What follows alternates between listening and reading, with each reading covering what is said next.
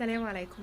لو انت مريض سكر او عايز تنزل وزنك او مريض مقاومة انسولين وبتحب ان انت تاكل حلويات، فالفيديو ده مهم جدا بالنسبة لك. لو اول مرة تشوفني، انا سارة عبد العزيز، دكتورة صيدلانية مهتمة بالتغذية العلاجية وطب الاعشاب وبكل حاجة متعلقة بمريض السكر.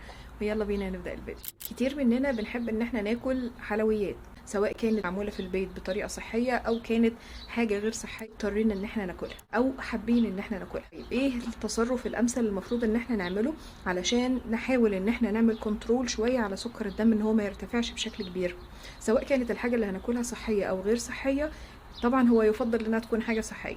طيب لكن لو كانت صحية او غير صحية، خطوة بسيطة جدا محتاجين ان احنا نعملها هتفرق، وهي ان احنا ندخل مصدر للدهون الصحية مع قطعة الحلويات اللي احنا هناكلها. يعني مثلا ان احنا ناخد زبادي مع قطعة الشوكليت كيك مثلا او الحلويات اللي احنا هناكلها. ودي تجربة عملتها دكتورة اجنبية على نفسها، بينت فيها قد ايه ارتفاع سكر الدم لما اخدت قطعة الحلويات لوحدها، وارتفاع سكر الدم حصل فيه ايه لما اخدت قطعة الحلويات ومعاها الزبادي اللي هو مصدر البروتين وللدهون الصحية.